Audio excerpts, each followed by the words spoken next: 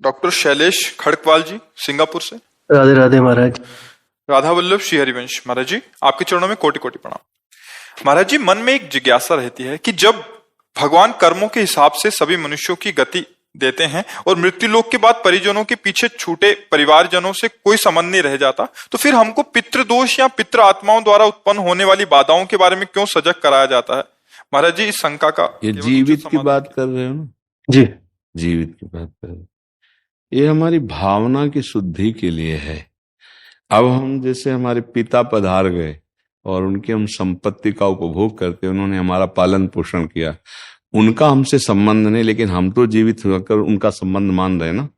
अब हम जब उनको सुकृत दान करेंगे, भजन का, दान पुण्य का, पिंड का, तो जिस योनि में होंगे उनको प्राप्त होगा, वो उनकी उन्नति होगी।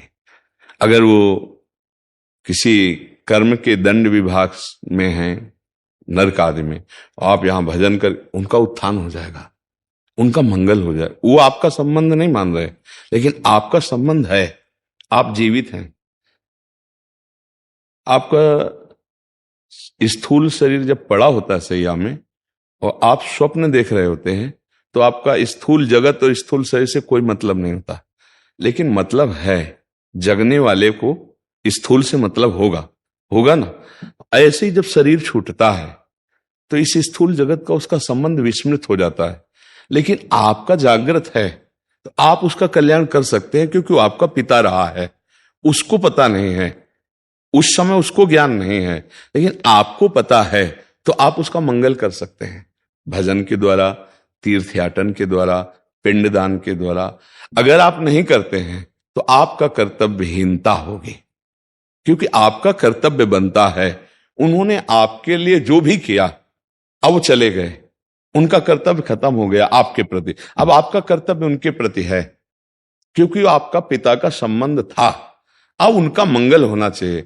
तो हम अगर पिता की संपत्ति नहीं, तो हम संपत्ति कमाएं, उनके लिए दान करें, वो दान उनको समर्पित करें, तो वो जहां भी होंगे उन्नति प्राप्त हो जाएगी, उनको उत्थान हो जाएगा, उनका स्थिति से उत्थान हो जाएगा, मंगल होने। मानो किसी मनुष्य शरीर में गए, अब उनको जो दंड मिलने हैं, उनको जो प्रारब्ध रचना हुई, और आपने भजन बल दे दिया, तो सब रुक जाएगा, उनका जीवन मंगल में हो जाएगा। इसलिए प्रथा बनाई गई कि उनका अधूरा कार्य आप पूरा कर सकते हैं, उनको भगवत प्राप्ति करा सकते हैं। आप जब भजन करके भगवत प्राप्त होंगे, संकल्प करेंगे, तो बोले 21 पीढ़ियां तर जाती हैं, 14 आगे की और 7 पीढ़ी की, तो वो तो पिता है, उनको तो परम पद मिल ही जाएगा। उनको स्मृति नहीं है, आपको स्मृति है।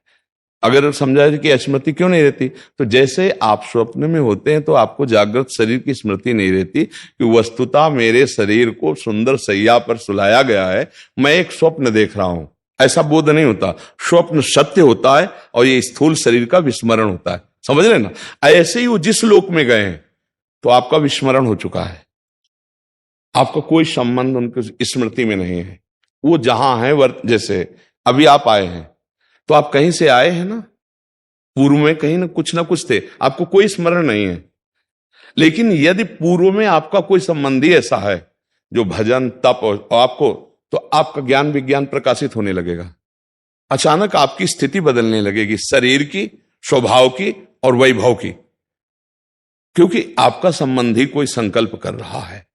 इसीलिए जब कोई भगवान का भक्त पैदा होता है, तो जो पितर अन्य लोकों में होते हैं, उनका परम मंगल होना निश्चित हो जाता है।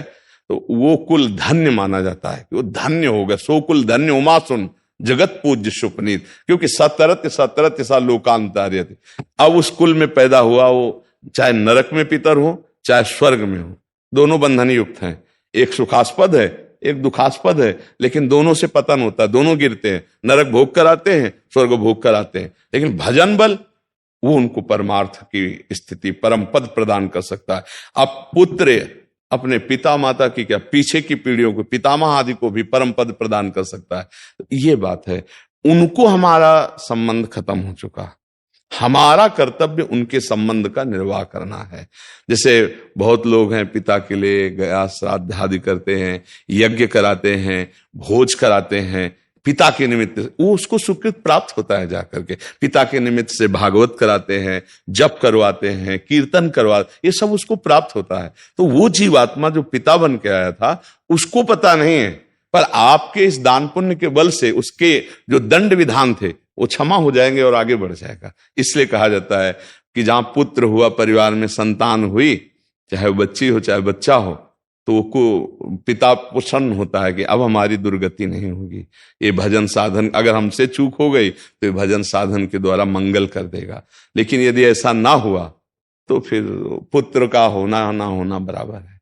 इसलिए माना जाता है ना, संतान हो गई, हमारी आत्मा है, ये हमारे लिए कुछ करेगा। अगर हम चले भी गए तो हमारा कल्याण ये करेगा, क्योंकि हमारा वंशज है, उसके संबंध से उसको प्राप्त हो जाता है। महाराज जी, दो और प्रश्न आते हैं दिमाग में इसमें महाराज जी। एक तो इसमें फिर पुत्र हो या पुत्री हो, उसमें कोई भेद नहीं होना चाहिए? नहीं होना चाहिए, नहीं है, इसमें भी नहीं है। क्योंकि जैसे पुत्र स्वयं कर रहा है तो वो पुत्री पति के साथ कर रहे हैं, तीर्थयाटन जो भी कर रहे वो उसका अंश है, उससे उसका कल्याण होगा। उसमें ऐसा कोई खास बात नहीं कि पुत्र ही हो तब ऐसा होगा, हाँ ऐसा नहीं है। पूरी सामर्थ्य पुत्री में भी है। कितने ऐसे कुल हुए जिनको दोनों कुलों को पावन कर दिया, पिता पक्ष को और ससुर पक्ष को, दोनों पक्षों को पावन किया। तो उसमें ऐसा शास्त्रों में कोई विशेषता ये नहीं कि पुरुष ही होना चाहिए, पुत्र बड़ा रोल है। हाँ बिल्कुल बिल्कुल बिल्कुल, इस बात में कोई संशय नहीं। और दूसरा प्रश्न महाराज जी, जैसे जीवात्मा मतलब जब आत्मा मतलब अपना स्थूल शरीर को छोड़कर चली गई तो उसके बाद नरक गति और स्वर्ग गति और फिर मृत्यु लोक में भी दोबारा आ सकती है भोगने के लिए। तो फिर अगर किसी वो दूसरे स्थूल शरीर में चले गई तो उस समय पे भी यही संबंध रहता है पितृ वाला ही, जैसे कि अगर आप बोल रहे हैं अभी बताया ना कि अगर वो किसी मनुष्य शरीर में गया है तो उसकी उन्नति होने लगेगी, उसकी बाधाओं का नाश होने लगेगा आपके संबंध से, उसको पता नहीं है। जैसे हम किसी के नाम पैसा ट्रांसफर करें और अपना परिचय हम ना दें और वहां तक पैसा पहुंच जाए तो धनी तो हो ही जाएगा ना। तो उसको पता नहीं, लेकिन आपको तो पता है ना कि मेरा जनक है, मेरा पिता है, अब जहां भी होगा उसको सुख पहुंचेगा, वो किसी भी योनि में हो। अगर मनुष्य योनि में है तब तो कहना क्या है, पर पता नहीं किस योनि में हो, पर उसकी उन्नति हो जाएगी, उसका परमार्थ पुष्ट होने लगेगा। उस जैसे कुत्ता है, एक कुत्ता है गलियों में मारा घूमता है, एक है गाड़ी में सुख पूर्वक घूमता है, और एक है भक्तों के पास भी रहता है, भक्त परिवार है, नाम कीर्तन कर रहे हैं, मतलब एक है धाम में वास करता है। कितने तो अब इसके सौभाग्य का जनसाधारण कुत्ता थोड़ी करेगा, जो धाम में राधा नाम कीर्तन हो रहा है, यही देहरी पे बैठा हुआ है, संत जन प्रसाद पाए, उसको दिए श्री जी का प्रसाद ही तो मिल रहा है। तो अब ये कुत्ता और वो एक जनरल कुत्ता, बड़ा अंतर हो गया ना। एक कुत्ता जो गली में भोजन नहीं मिलता, एक जो गाड़ी में खिड़की के खुला करके गोद में लेकर, अंतर हो गया।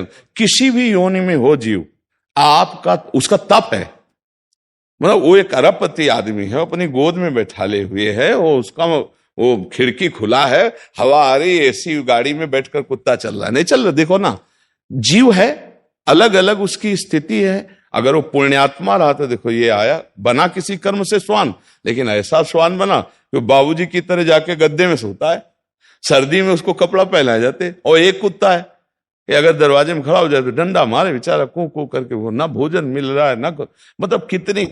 एक कुत्ता है कीड़े मतलब कीड़े लगे हुए हैं, कष्ट पा रहा है। एक है खुशबू आ रही उसके शरीर से, बढ़िया नहा धोआ के सब। ये किसी भी योनि में उसका मंगल होगा। हमें लगता है कि सबको करना चाहिए, अपने माता पिता के लिए, अपने पूर्वजों के लिए कुछ माला भजन करके, इससे सबसे बड़ा दान है। रुपया पैसा का तो दान ठीक है करे ही, लेकिन ये जरूर करे कि राधा राधा राधा 5 माला जपा, तो आज की 5 माला हम अपने पिता को देते हैं, इतना बड़ा कल्याण हो जाएगा 5 माला नाम जप करके। और अगर आप रोज 1 माला दें, पिता है तो उनका कल्याण हो जाएगा। ये गुप्त बात है आंतरिक, कि वो आपसे संबंध नहीं रखते, लेकिन आप जीवित हैं, आप उनसे संबंध रखते हैं, तो ऐसा करना चाहिए।